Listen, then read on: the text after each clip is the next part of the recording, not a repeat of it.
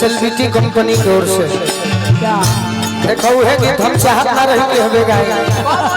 बाकी सौभाग्य बा आज हो पहिला मिलना मिलल सजनी के सजना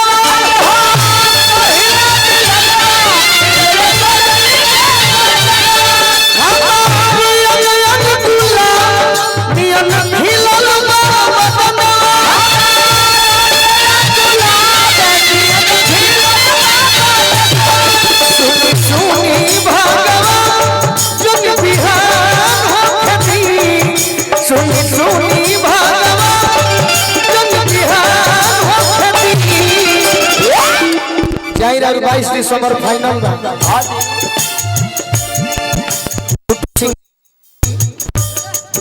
सुनी सुनी भागवा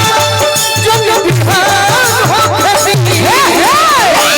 कि आज राजा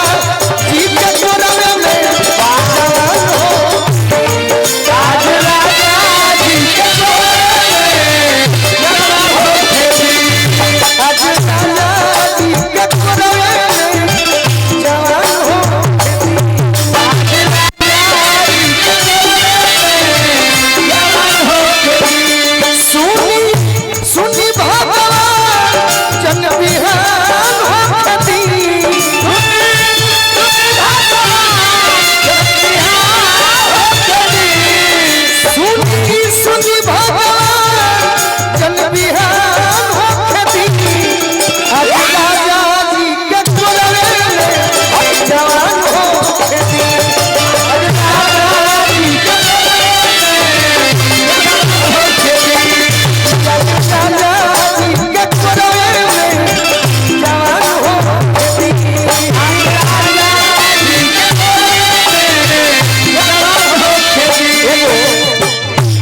समित में एगो परिवार के अंगद राय बाड़े उनकर एगो फरमाइश है यही गीत में हां जी हम गौले रहनी बहुत पहले कौन गीत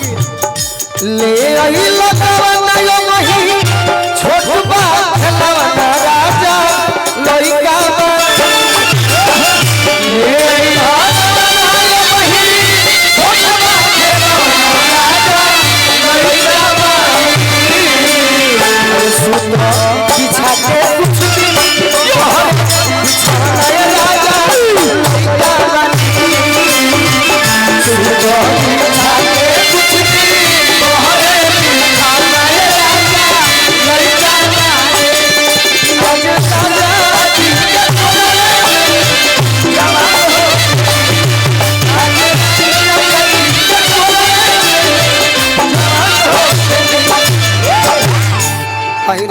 पैसा तो इतना मिल जाता अजीत भैया कि हम डेरा तने के कहियो हमरो कोई डी वाला मत लागिया सब कबो ना लगे उहे तो हम यही से कहनी ये सब प्रेम हो उहे तो कहि कि हमरा भैया के हाथ से हां दे बचपन से आशीर्वाद मिलो आइल बा हां दे आज पैसों मिल गई तो ये आशीर्वाद औरी बढ़ गई कुछ है ओहो में हमार रवि जैसे हमार रवि जी बड़े वैसे ही हमारा अजीत भैया खातिर कदम से कदम मिला के चले वाला चुनू भैया बाकी निमन बा जानते नहीं रहता है सफल बनी शुरू से लेकर अभी तक आज जब तक की धरती रही ऐसे कि रोड़ा वो करिया आदमी के लेके घूमता काला जामु हमरो में देख ली काला जामु जखमी जी के देख ली काला जामु एगो मुकेश राय बड़े काला जामु आज हमनी के गाड़ी के हाके लक्षण जानू हो करिए बड़े हां दे हम हो करिए बानी निखिल कुमार जी जिला गोपालगंज थावे वाली माई के तरफ से आशीर्वाद आइल बा बार बार प्रणाम करो आशीर्वाद के प्रतीक्षा बा वाह विश्वामित्र भैया की ओर से बहुत बहुत ही मान सम्मान हां जी रुपया पैसा के तो जब पूछे नहीं थे ना बुझाता जब कुछ देर में टाट के बोरा मंगावे के पड़ी सही बात हां आलू वाला बोरा राजा जी के ओठ जब सती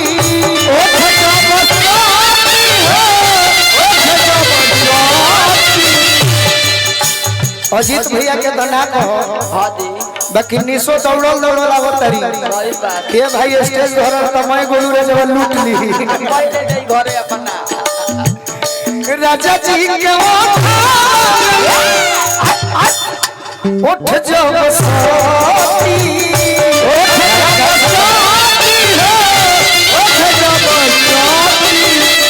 शिवानी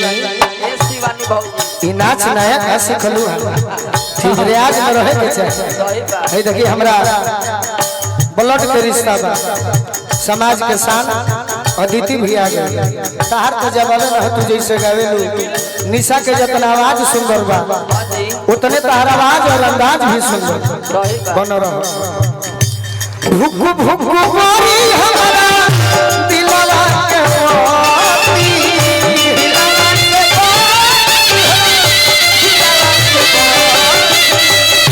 भुक भुक मारी हमारा दिलवा के मोती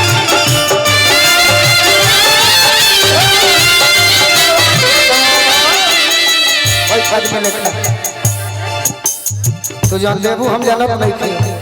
आज ले ना देलू तो कहिए देबू कहिए ते इतना गिरई न भव लभ के दरिया में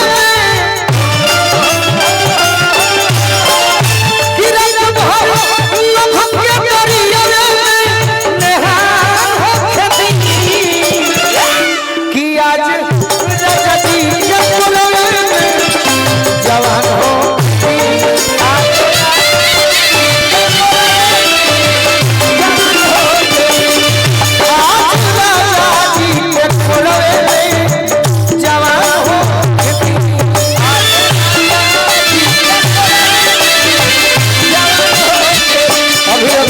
अंगद राय जी विश्वामित्र भैया के पूरा परिवार विशाल भैया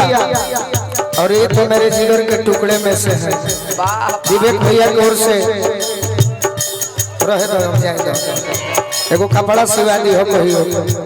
तारा बियाह में नहीं खई आइल हम दुखई हो जा सही बात बस बस अच्छा अच्छा हमार नरेंद्र चाचा बाड़ी की घोड़ी लेके अच्छा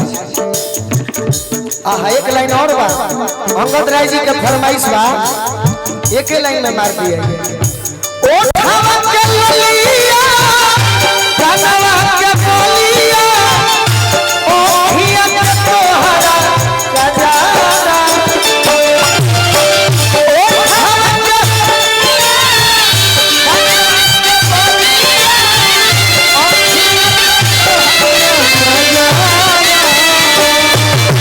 ये हो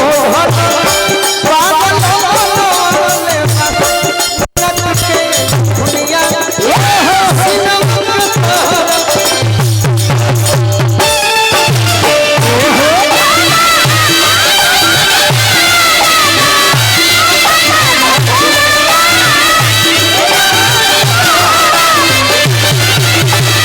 ये हो गोरी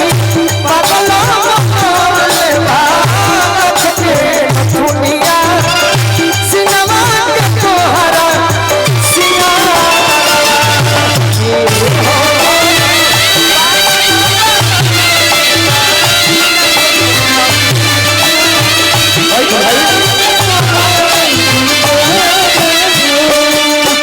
आज राजा जी के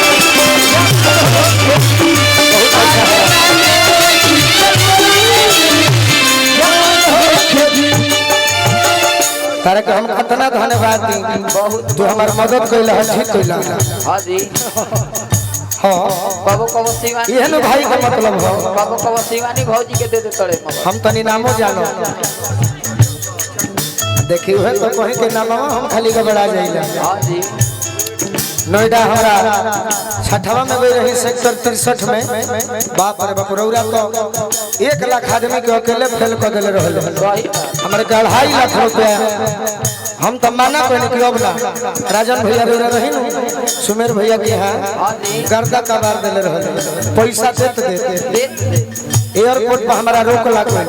कितना पैसा कहाँ से कहाँ से मैंने कहा कि नोएडा सेक्टर 63 में मैंने कमाया है रोआ गन गनाई पिया को जब उठाई है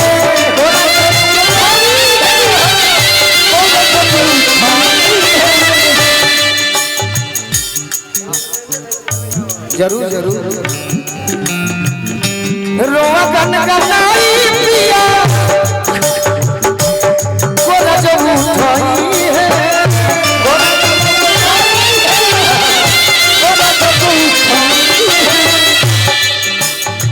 अरे सैया नरेंद्र हमरो जिया जुड़ाई है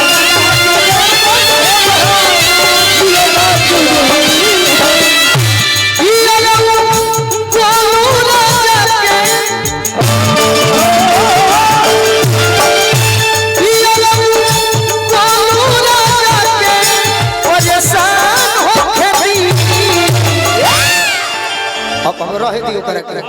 तने हमार बड़ को भैया बोलावत रे हां सगरी खोस दिए कगो तनी बजाहू वाला लोग के देख लेवे के बा